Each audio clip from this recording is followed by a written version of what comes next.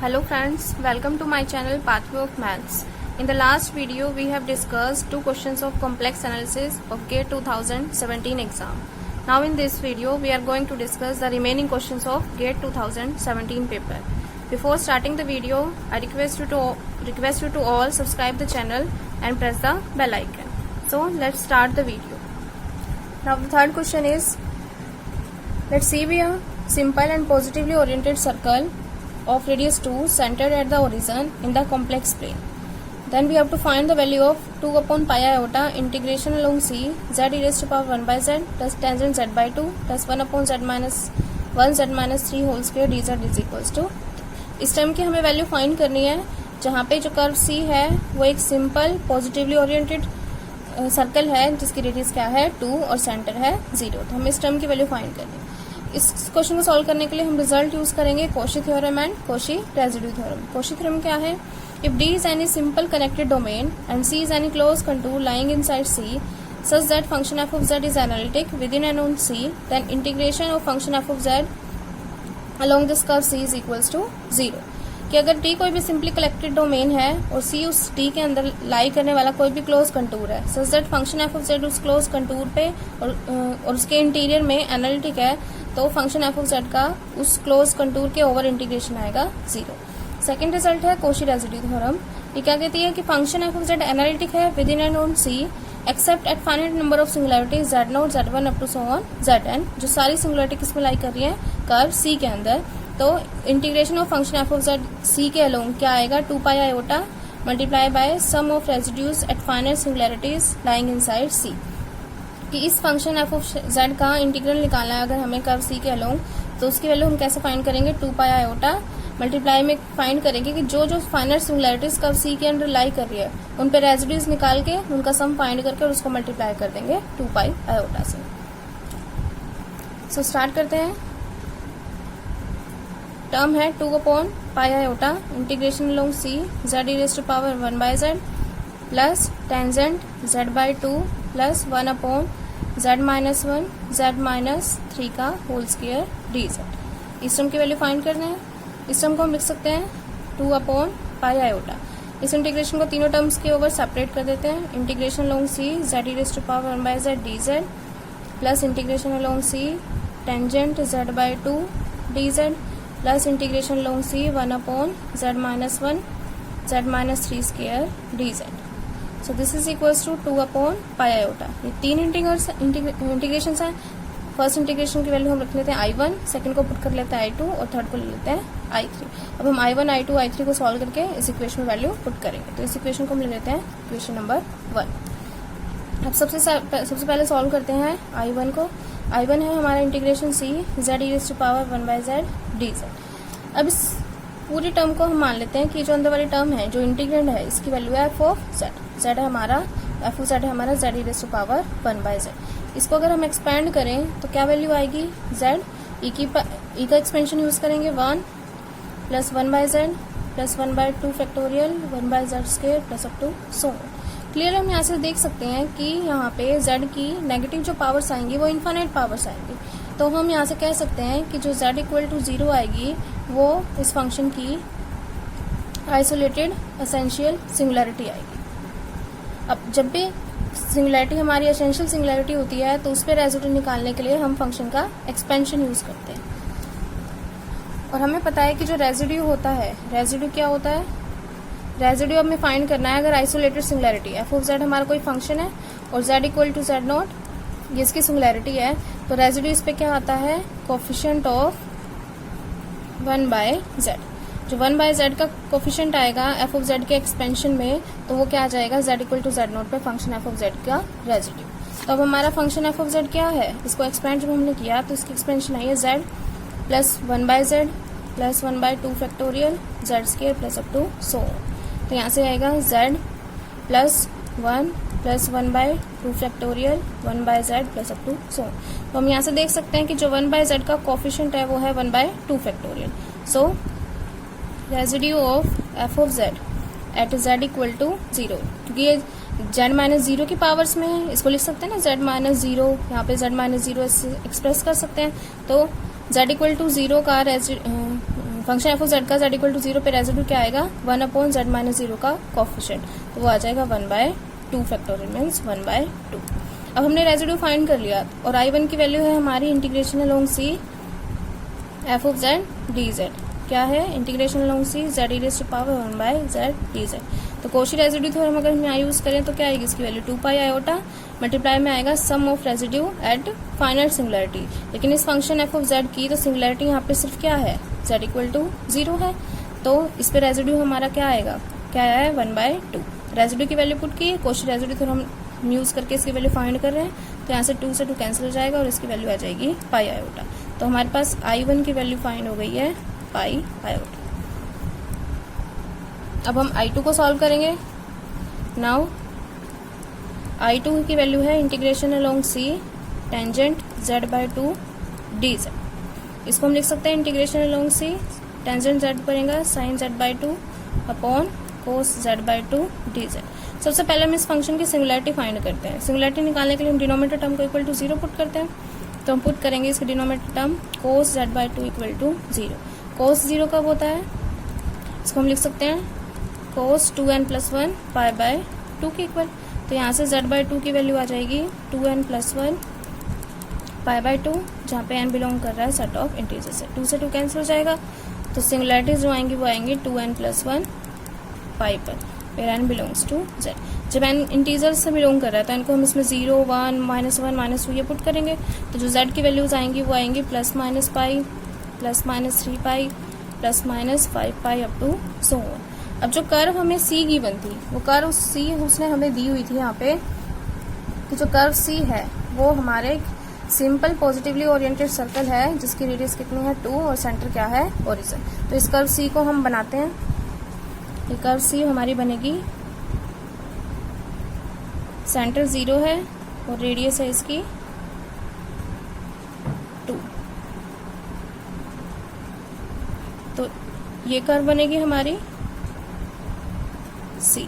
तो यहाँ से हम देख सकते हैं कि जो भी सिंगुलरिटीज आई हैं +- पाई, +-3 पाई, पाई की वैल्यू होती है 3.14, तो यहाँ आएगा हमारा 3, उसके बाद आएगा हमारा 4, तो 3.4 वो यहाँ लाई करेगा और -पाई हमारा यहाँ लाई करेगा। तो बाकी मतलब जितने भी सिंगुलरिटीज आएंगी टेंजेंट z/2 की वो सारी सर्कल c से बाहर होंगी। तो इसका मतलब हम कह सकते हैं कि जो फंक्शन टेंजेंट z/2 है वो इस कर्व पे और इसके इंटीरियर में एनालिटिक है, तो यहाँ पे कॉची थ्योरम से हम कह सकते हैं so by Cauchy theorem integration of tangent z/2 dz is equals to 0, क्योंकि टेंजेंट z/2 एनालिटिक है इस कर्व पे और इसके इंटीरियर में, तो कॉची थ्योरम से इस फंक्शन का इंटीग्रेशन हो जाएगा 0। तो I2 की वैल्यू आ गई हमारे पास 0। अब हम फाइंड करते हैं I3 की value. Now I3 is equals to 1 integration along c z-1 z-3 square dz। इस टर्म की वैल्यू निकालनी है। यहाँ से हम इसको सॉल्व करने के लिए हम कॉची इंटीग्रल फॉर्मूला यूज करेंगे फॉर हायर ऑर्डर डेरिवेटिव्स। क्या है वो formula, integration along c f of z z-z power n dz। इसकी वैल्यू होगी 2 pi iota upon n-1 factorial n-1th derivative of function f of z at z equals to z0।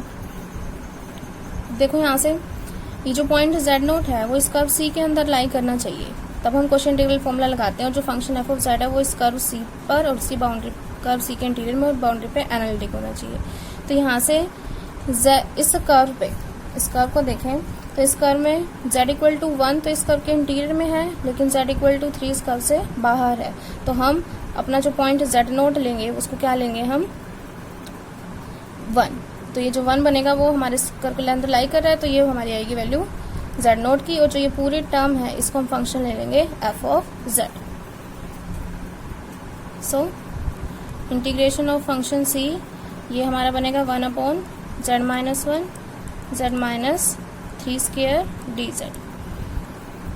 तो यहाँ पे ये पूरा फंक्शन f ऑफ z है और z0 की वैल्यू 1 है और n की वैल्यू भी 1 है यहाँ पे, तो n को यहाँ पुट करेंगे 2 पाई आयोटा, n को 1 पुट करेंगे 0 फैक्टोरियल आएगा, यहाँ 0 डेरिवेटिव होता है फंक्शन f ऑफ z और हमें इसकी वैल्यू निकालनी है z इक्वल टू z0 पे, और z0 की वैल्यू क्या है यहाँ पे 1 और फंक्शन f ऑफ z क्या है हमारा where function f of z is equals to 1 upon z minus 3 square. So this is equals to 2 pi iota f of z is z minus 3 square at z equals to 1. तो value आ जाएगी 2 pi iota, z को यहाँ 1 put करेंगे, 1 minus 3 minus two का square आ जाएगा 1/4. तो cancel करेंगे तो वैल्यू आ जाएगी पाई आयोटा डिवाइडेड बाय 2. सो जो I3 की वैल्यू आएगी हमारे पास पाई आयोटा बाय 2. अब हम जो हमारी इक्वेशन 1 थी हमारी 2 pi iota integration I1 plus I2 plus I3. इसमें वैल्यू पुट करते हैं 2 अपॉन पाई आयोटा. I1 की वैल्यू हमारी क्या आई थी? I1 की वैल्यू आई थी पाई आयोटा, I2 की वैल्यू है 0 और I3 की वैल्यू आई है पाई आयोटा बाय 2. तो यहाँ पे पुट करेंगे pi iota plus 0 plus pi iota by 2. तो ये आ जाएगा 2 अपॉन पाई आयोटा. इन दोनों को ऐड करेंगे तो ये आ जाएगा 3 pi iota by 2. Pi iota से पाई आयोटा कैंसिल, 2 से 2 कैंसिल, तो आंसर आ जाएगा 3. हमें इस टर्म की वैल्यू फाइंड करनी थी, so answer is equals to 3. So answer is 3. Now the fourth question is let real z and imaginary z respectively denote the real part and imaginary part of a complex number z, and t be the bilinear transformation from extended complex plane C infinity to C infinity such that image of 6 is 0, 3 minus 3 iota is iota, and 0 is infinity. Then we have to find the image of disk D, where D is z belonging to C such that mod z minus 3 is less than 3 under the bilinear transformation T. हमें find करनी है इन 4 option में से इस disc D की image क्या होगी इस बाइलिनियर ट्रांसफॉर्मेशन टी के अंडर. तो सॉल्व करने के लिए हम रिजल्ट यूज करेंगे. रिजल्ट क्या है? If z1 z2 z3 and z4 are 4 points in z plane such that w1 w2 w3 and w4 be there images. Means w1 image of z1 है, w2 z2 की image है, w3 z3 की और w4 z4 की under any bilinear transformation T. Then this bilinear transformation T preserves a cross ratio. क्या मतलब है इस क्रॉस रेशियो को प्रिजर्व करने का? कि जो ये वाली टर्म है z प्लेन में वो किसके इक्वल होगी? इस टर्म के w प्लेन में. That is z1 minus z2 divided by z2 minus z3 into z3 minus z4 divided by z4 minus z1 is equals to w1 minus w2 divided by w2 minus w3 into w3 minus w4 divided by w4 minus w. Solve करना start करते हैं इस question को. कैसे solve करेंगे? सबसे पहले हमें बाइलिनियर ट्रांसफॉर्मेशन फाइंड करनी पड़ेगी कि बाइलिनियर ट्रांसफॉर्मेशन टी, ताकि हम इस डिस्क डी की इमेज फाइंड कर सकें. तो टी की वैल्यू फाइंड करने के लिए हम क्या करते हैं? हम इसमें z1 को पुट करेंगे, z2 पॉइंट को लेंगे, हम इसमें ये z2 पॉइंट लेंगे, ये z3 और 0 को लेंगे z4. z2 is 6, z3 is 3 minus 3 iota and z4 equal to 0. और w1 को सपोज करेंगे w2 को लेंगे 0, w3 को आयोटा और w4 को infinity. w2 is 0, w3 is iota and w4 equals to infinity. अब इन सारे पॉइंट्स की वैल्यूज क्रॉस रेशियो में पुट करेंगे. यहाँ पुट करते हैं तो वैल्यू क्या आएगी हमारी?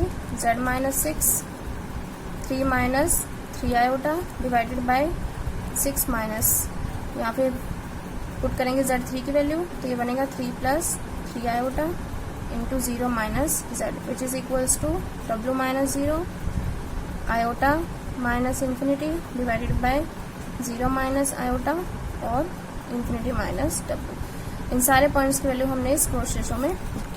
अब इस क्रॉस रेशो को सिंप्लीफाई करके w की वैल्यू निकालते हैं in terms of z. So this is equals to z minus 6, ये है 3 माइनस 3 आयोटा डिवाइडेड बाय, इसको सॉल्व करेंगे तो यहाँ से आएगा 3 प्लस 3 आयोटा और ये बनेगा minus z is equals to ये आएगा w, ये आएगा आयोटा माइनस इन्फिनिटी, फिर माइनस आयोटा और infinity minus w. This implies z minus 6 upon minus z. ये टर्म एक साइड रखी, यहाँ से 3 कॉमन लेंगे, यहाँ से 3 कॉमन लेंगे तो वो कैंसिल हो जाएगा. जो टर्म बचेगी वो आएगी 1 minus iota divided by 1 plus iota is equals to minus w by iota. और इस टर्म को हम पुट कर सकते हैं limit n tends to infinity. Infinity को हम रिप्लेस कर देंगे n से और n पे लगा देंगे limit n tends to infinity. Iota minus n n minus डब्ल्यू। अब 1 माइनस आयोटा 1 प्लस आयोटा को रैशनलाइज करेंगे तो इस टर्म की वैल्यू आएगी हमारे पास माइनस आयोटा, और मल्टीप्लाई में टर्म है, इसको माइनस को ऊपर लेके जाएंगे 6 minus Z by z is equals to minus डब्ल्यू बाई आयोटा। अब इस टर्म को हम सिंप्लीफाई कैसे करेंगे, limit n tends to infinity, यहाँ से एन कॉमन लेंगे, आयोटा बाई एन माइनस 1, यहाँ से एन कॉमन लेंगे 1 माइनस डब्ल्यू बाई एन, तो यहाँ से क्या आएगा, एन से एन कैंसिल हो जाएगा, और limit n tends to infinity put करेंगे यहाँ पे, तो वैल्यू क्या आएगी यहाँ से, ये माइनस डब्ल्यू बाई आयोटा, एन को इन्फिनिटी पुट करेंगे तो ये टर्म 0 हो जाएगी, और यहाँ से ये टर्म 0 हो जाएगी, तो यहाँ से बचेगा सिर्फ माइनस 1, और यहाँ पे है 6 minus Z upon Z minus iota. So ये वैल्यू आ जाएगी 6 minus Z by Z minus iota, और ये आ जाएगा डब्ल्यू बाई आयोटा। इस आयोटा का इसको डिनोमिनेटर में ले जाएंगे तो 6 माइनस जेड बाई जेड, तो ये आएगा W by iota divided by minus iota, तो ये आ जाएगा W upon minus iota square, W upon minus iota square की वैल्यू आ जाएगी 1, तो दिस इज डब्ल्यू। सो जो पालियन ट्रांसफॉर्मेशन एफ ऑफ जेड या टी ऑफ जेड जो आएगी हमारी, वो इज इक्वल्स टू डब्ल्यू, किसके ऊपर आ जाएगी 6 माइनस जेड बाई जेड, तो ये हमारी बाइनरी ट्रांसफॉर्मेशन फाइंड होगी। अब बाइनरी ट्रांसफॉर्मेशन हमारी आई है 6 माइनस जेड बाई जेड, और डिस्क डी की वैल्यू है z belongs to C mod z minus 3 less than 3। पहले हम इस डिस्क डी को बनाते हैं, इसका सेंटर 3 है और रेडियस भी 3 है, तो ये बनेगी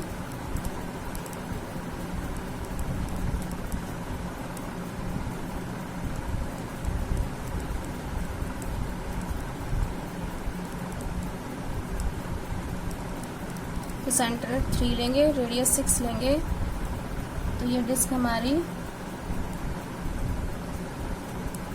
कुछ इस तरह से बनेगी। This is a disc D. तो हमें इस डिस्क डी की इमेज फाइंड करनी है इस बाइनरी ट्रांसफॉर्मेशन के अंदर।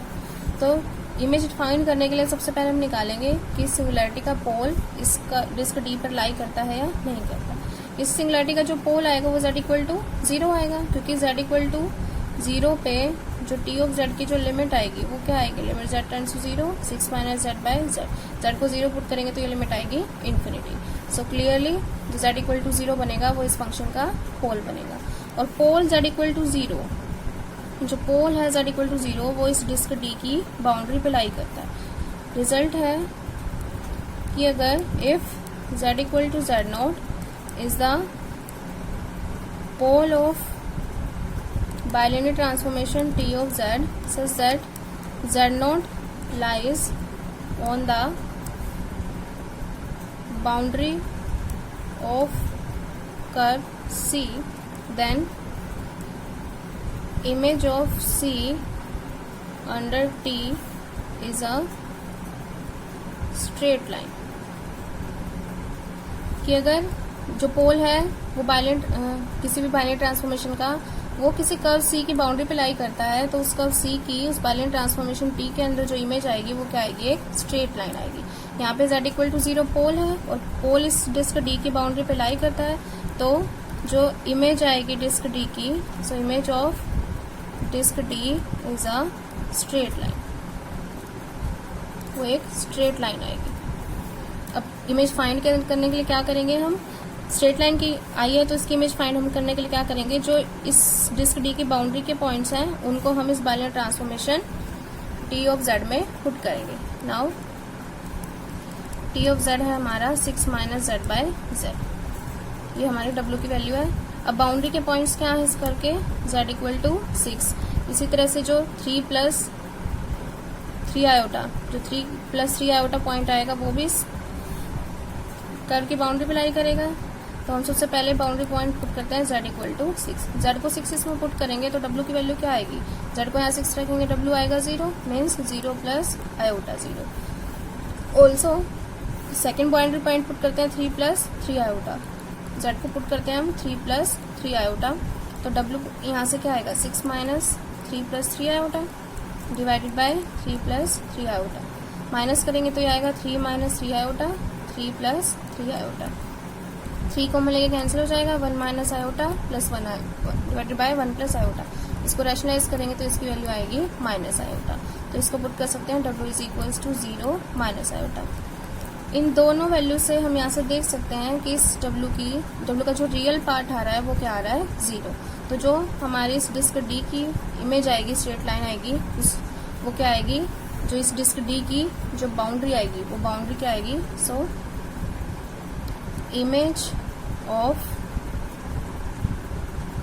बाउंड्री ऑफ D इज, यहाँ पे रियल पार्ट दोनों में 0 आ रहा है W का, is real part of W equal to 0। Real part 0 आएगा।